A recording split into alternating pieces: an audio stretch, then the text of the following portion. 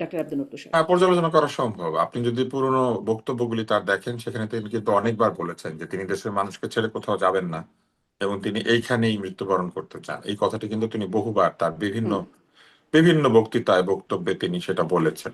এবং তিনি যে চিকিৎসা করতে গিয়েছিলেন সেই চিকিৎসারও কিন্তু বিস্তারিত বিবরণ আমাদের কাছে ডাক্তাররা জানান না। এই জিনিসটাকে বলে পেশেন্টের কনফিডেন্সিয়ালিটি। পেশেন্ট এবং ডক্টরের মধ্যে একটা কনফিডেন্সিয়ালিটির এগ্রিমেন্ট থাকে। পেশেন্ট যদি অ্যালাউ না করে, তাহলে ডাক্তার তার চিকিৎসা তথ্য তার পরিবারের বাইরে বা তার অনুমোদিত ব্যক্তিবর্গের বাইরে অন্য কাউকে দিতে পারে না। ফলে ওইখানে ডাক্তাররা তাকে কি বলেছেন, তার শারীরিক প্রক্রিয়া বা গতি প্রকৃতি, অসুখের গতি প্রকৃতি কোথায় যাবে, আরো উন্নত চিকিৎসা সেইখানেই করা বাধ্যতামূলক কিনা, হুম। অথবা ওই চিকিৎসা বাংলাদেশেও করা সম্ভব, এই বিষয়গুলি নিশ্চয়ই তার সঙ্গে আলাপ হয়েছে। আমরা আরেকটা জিনিস ভুলে যাচ্ছি যে ওনার পুত্রবধূ কিন্তু ঢাকা মেডিকেল কলেজ থেকে পাশ করা একজন ডাক্তার এবং উচ্চশিক্ষিত, পরে তিনি হুম। উচ্চশিক্ষাও করেছেন। এবং আমরা এক বছরের ছোট বড় আমরা একই সঙ্গে ক্লাস করেছি। উনি যখন সেকেন্ড ইয়ারে, আমি তখন ফার্স্ট ইয়ারে। আমাদের মেডিকেল কলেজে ফার্স্ট ইয়ার থেকে ফিফথ ইয়ার পর্যন্ত এই কমন ক্লাস থাকে এবং সেই ক্লাসগুলি আমাদেরকে করতে হয়। অ্যানাটমি ফিজিওলজির কমন ক্লাস থাকে। পরে যখন ওনারা থার্ড ইয়ারে উঠে গিয়েছেন, তখন আবার কমন ক্লাস থাকে পাবলিক হেলথের। তো এইভাবে আমরা কমন ক্লাসে একসাথে ক্লাসও করেছি। উনি সবসময় মেধাবী একজন ছাত্রী ছিলেন এবং চিকিৎসকও। তো ফলে তার পরিবারের চিকিৎসক আছে, তাই নিশ্চয়ই তাদের একটা কোনো সিদ্ধান্ত ছিল, যে সিদ্ধান্তের মধ্যে দিয়ে তারা বুঝেছেন যে তিনি বাংলাদেশে আসলেও তার চিকিৎসার কোনো হিতে বিপরীত বা বিপরীতে হিত হবে না। তার চিকিৎসা করার সক্ষমতা বাংলাদেশে রয়েছে, এই কিন্তু জন্যই এই যে তিনি এখন ফেরত শুনছি যে এসেছেন। তার নাকি বিদেশে নেওয়া তার এখন খুবই প্রয়োজন, কিন্তু পরিস্থিতি তাকে সাপোর্ট করছে না, তার শারীরিক বাস্তবতা। না, বিদেশে নিয়ে যাওয়া প্রয়োজনীয়তার বিষয়টি হয়তো ফলো আপের জন্য থাকতে পারে, কিন্তু আমরা এটা শুনি না এর আগে যে তাকে বিদেশে নিয়ে যাওয়ার জন্য আবার দরকারি হয়ে উঠেছিল। কেননা যদি বিদেশে যাওয়ার মতো অসুস্থ তিনি থাকতেন, তাহলে তো এই সম্প্রতি সশস্ত্র বাহিনী দিবসে তিনি সবার সঙ্গে মিলিত হতেন না। ওইখানে সবার সঙ্গে হাত মিলিয়েছেন, কথা বলেছেন। আমরা দেখলাম প্রধান উপদেষ্টা, আমাদের সেনাবাহিনীর প্রধান সহ গুরুত্বপূর্ণ হুম। ব্যক্তিরা সেখানে গিয়েছেন।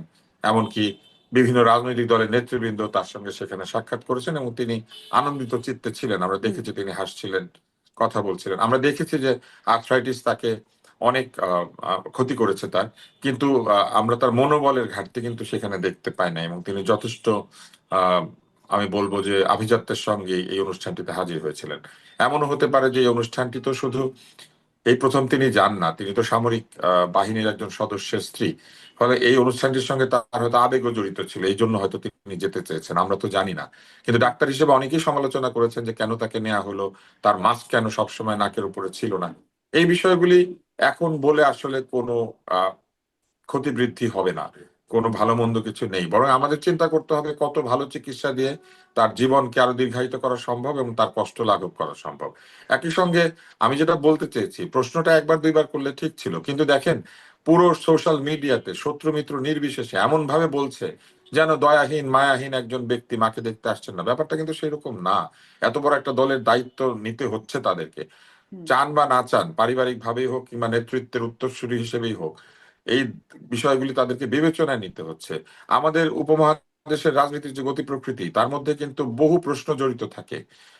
ফিরে আসা, এরকম বহুদিন বিদেশ থেকে ফিরে আসা নেতৃবৃন্দের প্রতি, শুধু উপমহাদেশ কি, আপনি যদি খেয়াল করেন তাহলে দেখবেন এরকম বিদেশ থেকে অন্যান্য দেশে এরকম নেতারা ফেরত এসেছেন। হুম। অনেক প্রশ্ন, অনেক সমস্যা, অনেক জটিলতার মধ্যে দিয়ে তাদেরকে যেতে হয়েছে।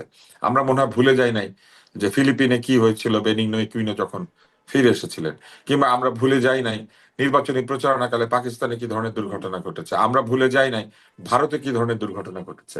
ফলে নানান ধরনের বিষয়কে কিন্তু বিবেচনা নিতে হবে, শুধু আবেগ নয়। এখানে নিরাপত্তা রয়েছে, তাহলে কি এইখানে ডাক্তার আব্দুল নট্টু এখানে সাহেব মানে তিনি? নির্বাচনের ঘোষণা রয়েছে। হ্যাঁ। নির্বাচন যে হবেই সেটা পার্মানেন্টলি ঘোষিত হবে কখন, যখন তফসিল ঘোষিত তফসিল হবে। হবে। জি। উনি যদি ফিরে আসেন এখন, আবার 2 দিন পরে এয়ার অ্যাম্বুলেন্সে তাকে বিদেশে নিতে হয়, তাহলে তো 2 দিনের জন্য তার ফিরে আসা আসলে অযৌক্তিক। নিশ্চয়ই তিনি তখন, আমরা আবার বলবো উনি কেন এয়ার অ্যাম্বুলেন্সে মায়ের সাথে গেলেন না। তাই আমি এটাই বলেছি যে এই সিদ্ধান্ত গ্রহণের বিষয়টিকে প্রশ্ন করলে হবে না। আমরা প্রশ্ন করেছি একবার, ঠিক আছে, যে উনি কেন আসছেন না, 2বার। কিন্তু হুম।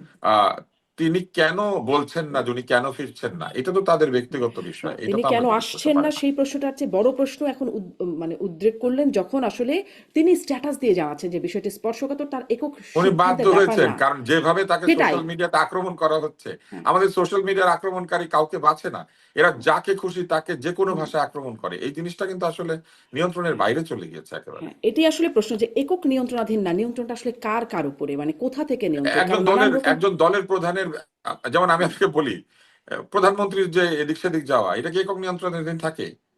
মোটেও থাকে না। তার নিরাপত্তা ঝুঁকি বিবেচনা করা হয়, তাকে আগে গ্রিন সিগন্যাল পাইতে হয়, তার এসএসএফ তার অন্যান্য নিরাপত্তা রক্ষীদের কাছ থেকে গোয়েন্দার গ্রিন সিগন্যাল পাইতে হয়, তারপরে প্রধানমন্ত্রী এক জায়গা থেকে আরেক জায়গায় মুভ করে হুম। বাংলাদেশে, বা বিশিষ্ট কোনো ব্যক্তি যারা টপ সিকিউরিটি পান। তো উনি তো সেই অংশে বাংলাদেশের একটি বৃহৎ দলের নেতা হিসেবে ওই অংশে খুব একটা হুম। কম সিকিউরিটি পাওয়ার কথা না। ফলে উনি হুম। কোথায় যাবেন না, নিশ্চয়ই এটার বিষয়ে বহু মানুষের বহু জায়গা থেকে তথ্য নেওয়া, হুম। তারপরে যাওয়া উচিত কি উচিত নয়, কখন তিনি জি, জি। পৌঁছাবেন, এইখানে সবকিছু প্রস্তুত আছে কিনা তাকে রিসিভ করার জন্য, এই বিষয়গুলো তো নিশ্চয়ই জানার জি, বিষয় রয়েছে। সেই শুধু প্রস্তুত তো করার একটা দায়িত্ব বর্তমানে একজনের রাষ্ট্র সিদ্ধান্ত ক্ষমতায়। না, তারপরে জি, দলীয় লোকেরা এসে ভিড় জমাবেন। উনি জি। যদি কালকে মনে করেন এসেছেন, আপনি কি মনে করেন দলের লোকেরা তাকে ছাড়বে? এই এবার কেয়ারে উনি যাবেন, দেখা যাবে এবার কেয়ারের বাইরে 5,000 লোক দাঁড়িয়ে গিয়েছে তার সাথে হুম। হাত হুম। মিলানোর জন্য, হুম। এবং চিকিৎসার উপকারের চাইতে অপকার শুরু হবে। ফলে কেন তিনি এই সিদ্ধান্তটা নিচ্ছেন বা কেন তিনি দেরি করেছেন, এটা আসলে তারা জানেন, এবং এককভাবে একটি ঘটনা বা একটি সিদ্ধান্তের উপর কিন্তু জি, এটা নির্ভরশীল না। জি। ডক্টর আব্দুল তুষার, আপনাকে ধন্যবাদ। আমি ডক্টর আব্দুল মামুন আপনার কাছ থেকে একটু শুনতে চাই যে মানে তার যে একক সিদ্ধান্তের উপরে না, তার মানে ডক্টর তুষার যেটি বলছেন যে এটি নিশ্চিত করতে হবে তার নিরাপত্তার বিষয়টা থাকতে পারে।